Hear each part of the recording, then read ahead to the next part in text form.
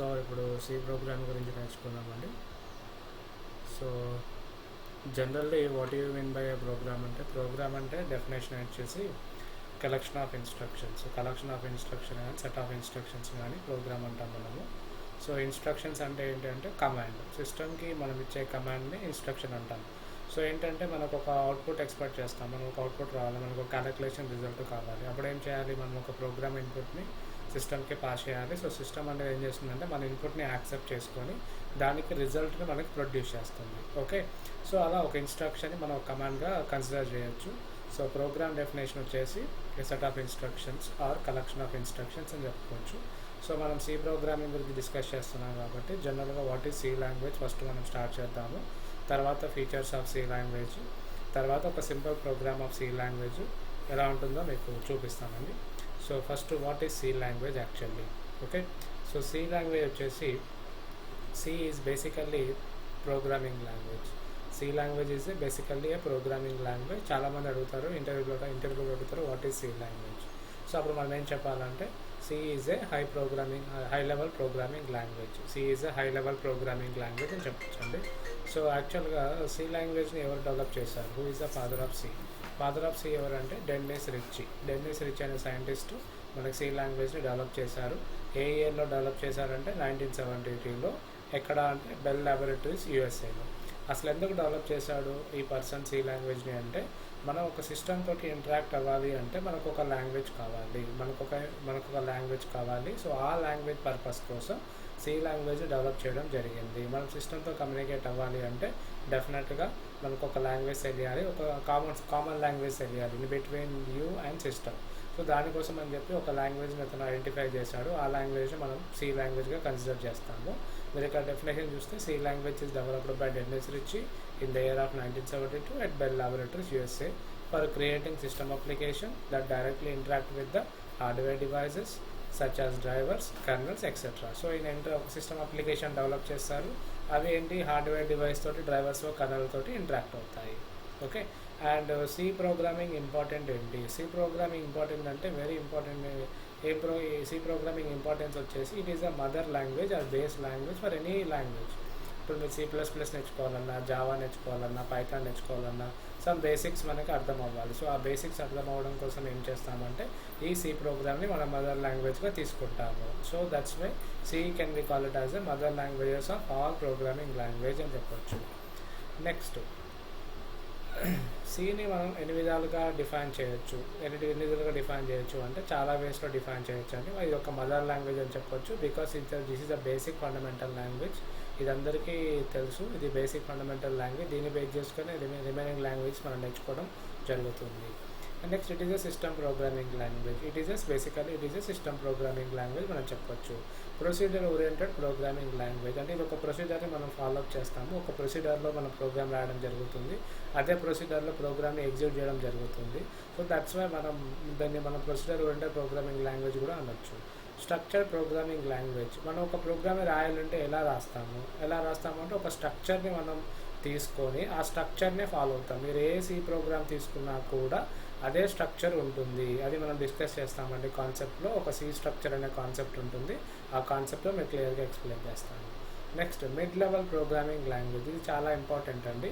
సిని మనం middle level language అంటాము. జనరల్లీ మిడిల్ లెవెల్ లాంగ్వేజ్ అంటాము. ఎందుకు మిడిల్ లెవెల్ లాంగ్వేజ్ అంటాము అంటే ఇది లో లాంగ్వేజ్ లెవెల్ సపోర్ట్ చేస్తుంది, హై లెవెల్ లాంగ్వేజ్ని సపోర్ట్ చేస్తుంది. అంటే ఇప్పుడు జనరల్గా ఇక్కడ కన్ఫ్యూజన్ ఏం లేదండి. మనం ఒక లాంగ్వేజ్ని కన్సిడర్ చేస్తే లాంగ్వేజ్ అనేది మనం ఒక 2 పార్ట్స్గా కేటగరైజ్ చేయొచ్చండి. సో ఒకటి లో లెవెల్ లాంగ్వేజ్ అంటాము, ఇంకొకటి హై లెవెల్ లాంగ్వేజ్ అంటాము. లో లెవెల్ లాంగ్వేజ్ అంటే మిషన్ లాంగ్వేజ్ అంటే దాన్ని మన బైనరీ లాంగ్వేజ్ అంటాము. It consist of string of zeros and once. అంటే ఆ లాంగ్వేజ్ ఎలా ఉంటుందంటే ఓన్లీ జీరోస్ అండ్ వన్స్ మాత్రమే ఉంటాయి. అండ్ ఆ లాంగ్వేజ్ మాత్రమే మిషన్కి అండర్స్టాండబుల్గా ఉంటుంది. That's why that language is called as a low level language. Okay, low level language అంటే మిషన్ లాంగ్వేజ్ అంటాము. మరి హై లెవెల్ లాంగ్వేజ్ అంటే ఏంటి? హై లెవెల్ లాంగ్వేజ్ అంటే మనం ఇప్పుడు నేర్చుకునే లాంగ్వేజెస్ సి కానీ, C++ కానీ, జావా కానీ ఇవన్నీ ఏంటి అంటే హై లెవెల్ లాంగ్వేజ్. ఇంకా మీకు పర్ఫెక్ట్గా చెప్పాలి అంటే లో లెవెల్ లాంగ్వేజ్ అనేది పోర్టబుల్ లాంగ్వేజ్. పోర్టబుల్ లాంగ్వేజ్ ఒక particular it is non portable language. So ఒక పర్టికులర్ మిషన్ని బేస్ చేసుకొని మనం కోడ్ని రాయాల్సి వస్తుంది, మిషన్ని బేస్ చేసుకొని కోడ్ని రాయాల్సి వస్తుంది అనమాట. దానికి సూటబుల్ కోడ్ మనం ఏ హార్డ్ డిస్క్ డివైజెస్ యూజ్ చేసినా కానీ, ఏ ర్యామ్ని యూజ్ చేస్తున్నాం కానీ, దానికి సంబంధించిన ఆ డివైజెస్ని బేస్ చేసుకుని మన లాంగ్వేజ్ని డిజైన్ చేయాల్సి వస్తుందండి. బట్ ఇప్పుడు హై లెవెల్ లాంగ్వేజ్ అనుకోండి, అంటే ఇప్పుడు ఎలా మీకు ఇంకా ఎగ్జాంపుల్ చెప్పాలంటే, మన దగ్గర ఒక పర్టికులర్ విండోస్ ఓఎస్ ఉందనుకోండి, విండోస్ ఓఎస్కి సూటబుల్ అయ్యే ప్రోగ్రామ్ మాత్రమే మనం డిజైన్ చేయాలి. అదే మన దగ్గర మ్యాక్ ఓఎస్ ఉందనుకోండి, మ్యాక్ ఓఎస్కి సూటబుల్ అయ్యే ప్రోగ్రామ్ మాత్రమే డిజైన్ చేయాలి. అంటే విండోస్లో రన్ అయ్యే ప్రోగ్రామ్ మ్యాక్లో రన్ కాదు, మ్యాక్లో రన్ అయ్యే ప్రోగ్రామ్ విండోస్లో రన్ కాదు. సో అలాంటి కైండ్ ఆఫ్ లాంగ్వేజెస్ మనం ఇక్కడ లో లెవెల్ లాంగ్వేజ్గా కన్సిడర్ చేయొచ్చు. హై లెవెల్ లాంగ్వేజ్ అంటే ఏంటంటే మిషన్ ఇండిపెండెంట్ అనమాట. మిషన్తో సంబంధం లేకుండా మనం ఒక ప్రోగ్రామ్ ఒక సిస్టంలో రాసాము అంటే అదే ప్రోగ్రామ్ని మనం వేరే సిస్టంలో రాసాక కూడా అది ఎగ్జిక్యూట్ అవ్వాలి. సో అలాంటి కైండ్ ఆఫ్ లాంగ్వేజెస్ని మనం ఏమంటామంటే హై లెవెల్ లాంగ్వేజ్గా కన్సిడర్ చేస్తాము. అవే మన programming languages C++, Java languages.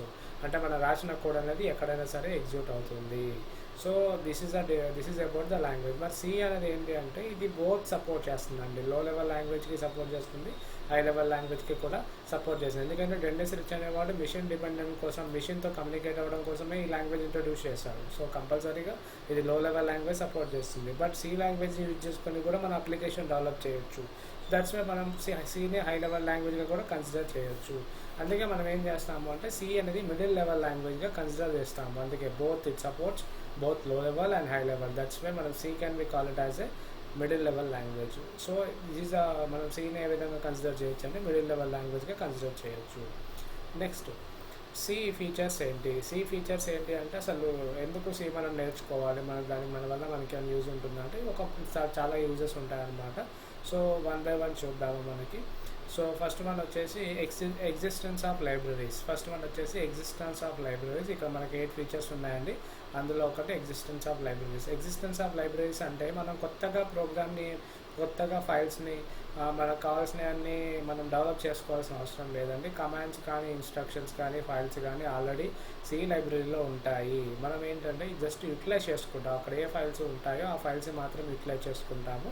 మన ప్రోగ్రామ్కి సూటబుల్గా ఏ ఫైల్ కావాలి, సపోజ్ మీరు ఒక ప్రింట్అవుట్ అంటే మీ నేమ్ని మీరు ప్రింట్ చేసుకోవాలనుకోండి, printf అనే కమాండ్ యూజ్ చేసుకుంటాం. printf అనే దానికి ఒక కోడ్ ఉంటుంది బ్యాక్గ్రౌండ్లో. ఆ కోడ్ మీరు డెవలప్ చేయాల్సిన అవసరం లేదు. మనం ఏం చేస్తాము, ఓన్లీ printf అనే కమాండ్ యూజ్ చేసుకుంటాం, printf అనే ఇన్స్ట్రక్షన్ని యూజ్ చేసుకుంటాము to print our name. So existence of libraries already ఉన్నాయి కాబట్టి మనం కొత్తగా డెవలప్ చేయాల్సిన అవసరం లేదు, ఉన్న వాటిని యూటిలైజ్ చేసుకుంటాం కాబట్టి this is the best feature, existence of libraries. అలా మనకి చాలా ఫైల్స్ ఉంటాయని మనం 1 by 1 డిస్కస్ చేసుకుందాము. Next it is a popular language. C language everybody knows about it. It is one of the popular language. And dynamism అండి, అంటే ఎవరైనా ప్రోగ్రామ్ని డిఫరెంట్ వేస్లో రాసుకోవచ్చు అండి. ఒక కోడ్ అనేది ఇలానే ఉండాల్సిన అవసరం లేదంటే మనం ఎలాగైనా రాసుకోవచ్చు. సో అది డైనమిజం. కేస్ సెన్సిటివ్ లాంగ్వేజ్ అండి. కేస్ సెన్సిటివ్ లాంగ్వేజ్ అంటే డెఫినెట్గా మనం కీవర్డ్స్ ఫాలో అవుతామండి. సో కేస్ సెన్సిటివ్ లాంగ్వేజ్ ఉంటుందండి. ప్రింట్ఎఫ్ అంటే ఆల్ స్మాల్ లెటర్సే రాసేసుకుంటాము మనము. సో డెఫినెట్గా ఏంటంటే కేస్ సెన్సిటివ్ ఉంటుంది దీంట్లో కూడా. It is basically case sensitive language, ఇది మాత్రం గుర్తుపెట్టుకోండి. Next it is very simple and efficient మరి. జస్ట్ నార్మల్ ఇంగ్లీష్ వచ్చినా కూడా మనం అండర్స్టాండబుల్గా ఉంటుంది. ఇప్పుడు తెలిసి అసలు ఒక పర్సన్కి ఏమి ప్రోగ్రామ్ గురించి ఐడియా లేదనుకోండి, వాడు ఆ ప్రోగ్రామ్ని చూసినా కూడా అవుట్పుట్ చెప్పేటట్టు ఏమన్నా ఛాన్సెస్ ఉంటాయంటే ఈజీగా మ్యాక్సిమం ఒక 30% ఛాన్సెస్ కూడా ఉంటాయండి ప్రోగ్రామ్ చూసి అవుట్పుట్ చెప్పచ్చు. సో అలా అంత సింపుల్గా ఉంటుంది అనమాట. And it is very speed also. మనం ఒక ప్రోగ్రామ్ రాయగానే ఇమీడియట్గా మనం కంపైల్ చేయొచ్చు, ఇమీడియట్గా మనము ఎగ్జిక్యూట్ చేసుకోవచ్చు. Next it is a modularity ఆ స్ట్రక్చర్ లాంగ్వేజ్. ఆల్రెడీ చెప్పాను కదండి, ఒక స్ట్రక్చర్ మనం ఫాలో అవుతాము, ఆ స్ట్రక్చర్ని బేస్ చేసుకొని ప్రోగ్రామ్ రాయడం జరుగుతుంది. Next it is a portability. అంటే ఇది పోర్టబిలిటీ అంటే మీనింగ్ ఏంటి అంటే it will be suitable to any kind of environment. మీరు విండోస్ ఓఎస్లో ఎగ్జిక్యూట్ చేసుకోవచ్చు, మ్యాక్ ఓఎస్లో ఎగ్జిక్యూట్ చేసుకోవచ్చు, లినక్స్ ఓఎస్లో కూడా ఎగ్జిక్యూట్ చేసుకోవచ్చు. నవేడేస్ మొబైల్ యాప్స్ కూడా వచ్చేసాయండి ప్రోగ్రామ్ ఎగ్జిక్యూట్ చేసుకోవడం కోసం సి లాంగ్వేజ్ ప్రోగ్రామ్ని. సో అలా it is suitable to all machines. So ఇలా మనకి చాలా ఇంపార్టెంట్ ఫీచర్స్ ఉన్నాయండి సి లాంగ్వేజ్లో. సో మనం ఏంటంటే వీటిని యూటిలైజ్ చేసుకోవచ్చు అండ్ వెరీ సింపుల్ లాంగ్వేజ్ అనమాట. So this is the introduction about the C అండి, as well as what is the C programming and what is C language, definition of C language. Next one వచ్చేసి features of C language and why C language can be call it as a middle level language and what are the features of the C language. Next మీకు ఒక simple programme ఇవాళ చెప్తానండి. Simple programme వచ్చేసి, suppose మీరు మీ నేమ్ని print చేయాలంటే మనం C program ఎలా రాసుకుంటాము. C program ఎలా రాసుకుంటామంటే, every C program, any C program is always starts with one of the header file. ఆ హెడర్ ఫైల్ ఎలా ఉంటుంది అంటే ఇలా ఉంటుందండి, #include stdio.h గ్రేటర్ దాన్. ఇది ఒక లైన్, ఇది ఒక ఇన్స్ట్రక్షన్ అని వచ్చండి. ఆల్రెడీ చెప్పాను కదా, ఒక ఇన్స్ట్రక్షన్ అంటే ఒక కమాండ్. ఆ కమాండ్ మనం సిస్టమ్కి ఇస్తాము, ఆ సిస్టమ్ అది అండర్స్టాండ్ చేసుకొని మనకు కావాల్సిన అవుట్పుట్ని ప్రొడ్యూస్ చేయాలి, మనకు కావాల్సిన అవుట్పుట్ని ప్రొడ్యూస్ చేసుకోవాలి. సో అలా అనమాట. సో సి లాంగ్వేజ్లో ఏ ప్రోగ్రామ్ అయినా సరే ఒక ఇన్స్ట్రక్షన్తో స్టార్ట్ అవుతుంది. ఫస్ట్ ఇన్స్ట్రక్షన్ వచ్చేసి హెడర్ ఫైల్ అండి, దీన్ని హెడర్ ఫైల్ సెక్షన్ అని కూడా అంటారు. సో హెడర్ ఫైల్ ఏంటంటే, మనము ఏదైనా ప్రోగ్రామ్ బిగిన్ చేయాలంటే ముందు మన హెడర్ ఫైల్ ఇంక్లూడ్ చేసుకుంటాము. ఆ ఇంక్లూడ్ ఏంటంటే అవేంటంటే #include stdio.h. ఇదేంటి, హ్యాష్ అనేది బేసికల్గా సింబల్ అండి. ఇంక్లూడ్ మీన్స్ ఇంక్లూడింగ్, మనం ఒక ఇంక్లూడ్ చేస్తాము. ఏమి ఇంక్లూడ్ చేస్తామండి, stdio.h అనే హెడర్ ఫైల్ని మన ప్రోగ్రామ్తో అసోసియేట్ చేస్తాము. So standard input output header file అంటాము. stdio ఫుల్ ఫామ్ ఏంటి అంటే standard input output header file. So ఇప్పుడు ఇంకొకటి ఏంటంటే మెయిన్ అనే ఫంక్షన్ తీసుకుంటామండి. మెయిన్ అని ఇలా ఒక ఫంక్షన్ ఉంటుంది. సో మెయిన్ ఇక్కడ flower brackets or open brace as well as close brace, open brace as well as close brace. So ఇక్కడ మెయిన్ అనే ఒక ఫంక్షన్ ఉంటుందండి. అంటే మన సి ప్రోగ్రామ్ అనేది ఎగ్జిక్యూషన్ అనేది ఎక్కడ స్టార్ట్ అవుతుంది అంటే ఈ మెయిన్ ఫంక్షన్ తోటి స్టార్ట్ అవుతుందండి. అంటే మనం ఒక ప్రోగ్రామ్ ఇన్పుట్ ఇచ్చాము, ప్రోగ్రామ్ మొత్తం కంప్లీట్గా రాసాము, మనం ఎగ్జిక్యూషన్ చేయాలి. మరి సిస్టమ్ అనేది ఎక్కడ స్టార్ట్ చేస్తుంది ఎగ్జిక్యూషన్ అంటే మెయిన్ తోటి ఎగ్జిక్యూషన్ అనేది స్టార్ట్ చేస్తుంది. So main is a function which is used to start your program execution. Me program execution start చేయాలి అంటే మనం మెయిన్ అనే ఫంక్షన్ని యూజ్ చేసుకుంటాము. ఇక్కడ మెయిన్ ఎలా పెడతామని లెఫ్ట్ పెరాన్సిస్ రైట్ పెరాన్సిస్ పెడతాం. Any name followed by left parenthesis right parenthesis, then that will be consider as a function. Okay, next ఇక్కడ ఓపెన్ బ్రేస్ పెట్టాము, క్లోజ్ బ్రేస్ పెట్టాము. అంటే దీని మీనింగ్ ఏంటి అంటే ఇది ఒక బ్లాక్ అన్నట్టు అండి. ఒక ఓపెన్ బ్రేస్ పెట్టాము, ఒక క్లోజ్ బ్రేస్ పెట్టాము. దీని మీనింగ్ ఏంటి అంటే ఒక బ్లాక్. ఈ బ్లాక్లోనే మనం కోడింగ్ అనేది రాయడం జరుగుతుంది. ఒకటి మాత్రం గుర్తుపెట్టుకోండి, సి ప్రోగ్రామ్ అనేది మనం రాసే ఎవ్రీ ఇన్స్ట్రక్షన్, ప్రతి ఇన్స్ట్రక్షన్స్ ఈ మెయిన్ అనే బాడీలోనే రాస్తాము, ఈ మెయిన్ అనే బాడీలోనే రాస్తామండి. సో మన ప్రోగ్రామ్ బిగినింగ్ అనేది ఇక్కడే స్టార్ట్ అవుతుంది, ప్రోగ్రామ్ ఎండింగ్ అనేది కూడా ఇక్కడే స్టార్ట్ అవుతుంది. ఇందులో మీరు ఎన్ని నెంబర్ ఆఫ్ ఇన్స్ట్రక్షన్స్ రాయొచ్చు. సపోజ్ ఒక సింపుల్ ఎగ్జాంపుల్ చెప్తానండి. printf double quotes, printf double quotes coding fish అని రాశానండి. కోడింగ్ ఫిష్ తర్వాత నేను బ్రాకెట్ క్లోజ్ చేసి సెమీకోలన్ ఇచ్చానండి. ఇది ఒక సింపుల్ ప్రోగ్రామ్ అండి. ఇది ఒక simple program. #include stdio.h main printf coding fish. ఎవరైనా సరే ఇప్పుడు సిలో ఏ బేసిక్స్ లేకుండా ఈ ప్రోగ్రామ్ చూపించి దీని అవుట్పుట్ చెప్పండి అంటే చాలామంది డైరెక్ట్గా చెప్పేస్తారండి. ఇట్ ఈజ్ అవుట్పుట్ వచ్చేసి కోడింగ్ ఫిష్. ఎందుకు చెప్తున్నారంటే ఇక్కడ సెంటెన్స్ మనకు కోడింగ్ ఫిషే ఉంది కాబట్టి మనకు అవుట్పుట్ కూడా కోడింగ్ ఫిషే ఎక్స్పెక్ట్ చేస్తారు. సో ఇక్కడ printf అంటే ఏంటి, printf అనేది ఏంటంటే మనం ఒక స్టేట్మెంట్ని ప్రింట్ చేయాలన్నా లేదా ఒక వాల్యూని ప్రింట్ చేయాలన్నా కూడా మనం printf అనే ఫంక్షన్ యూజ్ చేసుకుంటాము. Print means printing, F means function. printf coding fish అంటే ఇప్పుడు ఈ బ్రాకెట్లో రాసిన కోడ్ మొత్తం ఈ బ్రాకెట్లో మీరు ఏ సెంటెన్స్ రాస్తే ఆ సెంటెన్స్ అనేది మనకి ప్రింట్ అయిపోతుందండి. ఇక్కడ సెమీకోలన్ పెట్టాను. ఎందుకు సెమీకోలన్ పెట్టానంటే semicolon representing end of the statement. అంటే ఈ స్టేట్మెంట్ ఇక్కడితోటి ఎండ్ అయిపోయింది. ఎందుకంటే మనం నెంబర్ ఆఫ్ ఇన్స్ట్రక్షన్స్ రాస్తాం కదండి కోడింగ్లో, లైక్ ఐ ఇన్స్ట్రక్షన్ 1 2 3 4 5 6 అట్లా నెంబర్ ఆఫ్ ఇన్స్ట్రక్షన్స్ రాస్తాము. ఏ ఇన్స్ట్రక్షన్కి ఆ ఇన్స్ట్రక్షన్ సపరేషన్ సిస్టమ్ ఐడెంటిఫై చేయాలి కాబట్టి మనం ఇక్కడ సెమీకోలన్ అనేది మెన్షన్ చేయడం జరుగుతుంది. మరి printf అనేది ఎగ్జిక్యూట్ చేయాలి అంటే దీని ఏమైనా సపోర్ట్ ఉండాలా, మనకి ఏమైనా సిస్టమ్ లైబ్రరీస్ కావాలా, సి లైబ్రరీ సపోర్ట్ కంపల్సరీగా కావాలండి మన ప్రోగ్రామ్కి. ఇది మనం రాసే ప్రోగ్రామ్ అండి, ఇది మనం రాసే ప్రోగ్రాము.